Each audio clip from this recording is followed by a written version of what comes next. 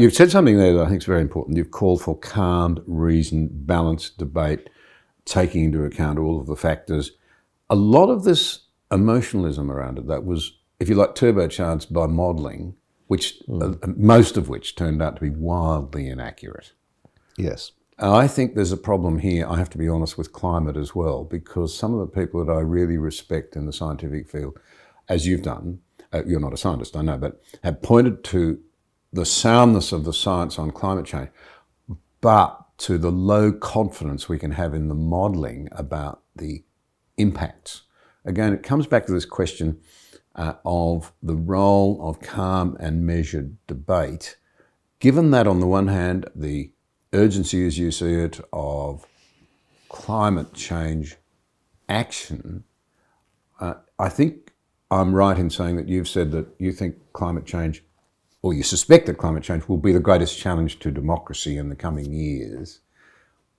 I think you're probably right, but I'd just be interested in a neat summation from you on why you see it as the greatest challenge to democracy, given that it's a problem that goes well beyond the democratic countries, which are around, say, 40 loosely, out of the 190, 200 countries that we recognise. Because democracy depends on lines of responsibility, which are essentially national.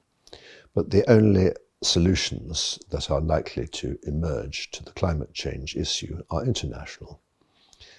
They are therefore likely to be imposed by governments and may well be rejected by democratic electorates, because they will involve tightening of belt, and that is not a popular policy to sell.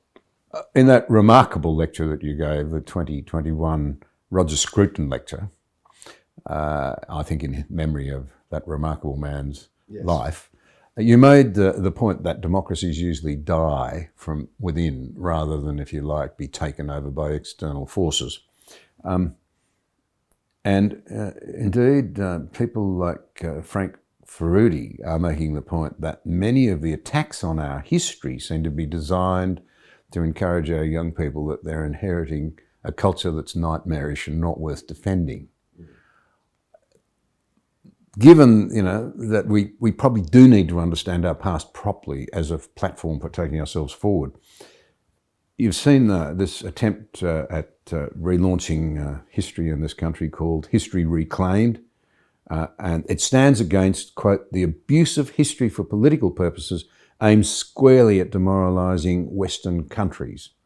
As a historian, do you think there has been an attempt to deploy history to undermine people's confidence in our culture and our values in our society? I don't think that's the purpose of it among those who pull statues down or demand that history be taught in a different way.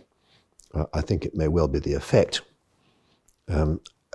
Essentially, this arises from a frustration, particularly of young people, at the inability of their inability in a democracy to have a decisive influence for their own views. And that is why they pull down statues in order to publicly express the intensity of their own views. Now, I happen to think that the views of any group of individuals simply exhibiting the intensity of one's own views is a singularly pointless and sometimes very destructive activity.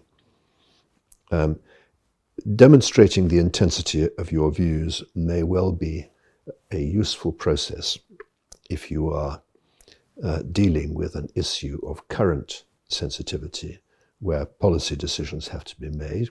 The same is true if you are demonstrating your views about some future state of affairs. Climate change may be a good example of that. But demonstrating the intensity of your views about the past, which by definition it's too late to do anything about, does absolutely nothing to redeem humanity from any identifiable problem.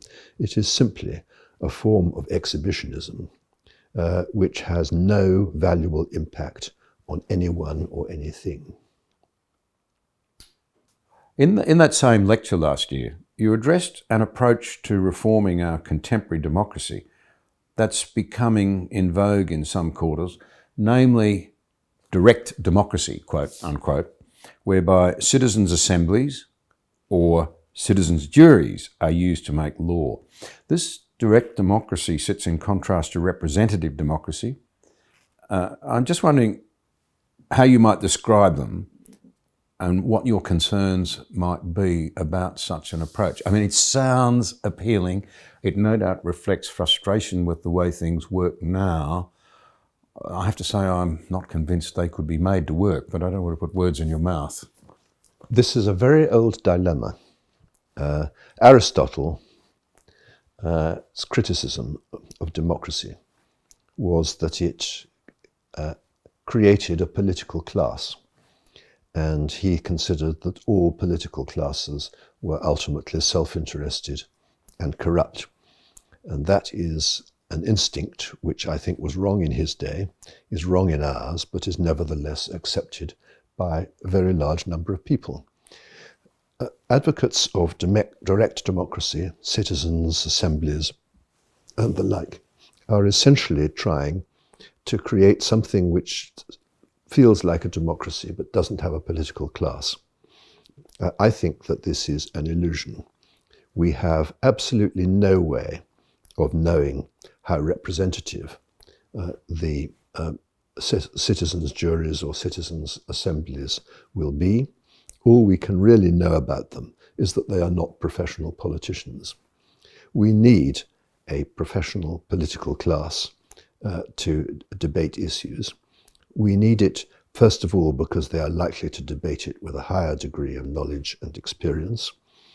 We also need it because a professional political class, in order to survive, has to, in a democracy certainly, has to at least try to appeal to the widest spectrum of opinion in order to get elected. And that is a powerful engine of compromise. It's the way in which irreconcilable interests and opinions among the population can come a little closer to being reconciled. So I am a strong believer in representative democracy. I think the truth is that we cannot have liberty or democracy without politics, and we cannot have politics without politicians. I can't help thinking that these mechanisms would simply result in a new political class which might very well be more dismissive of minority rights than what we have now.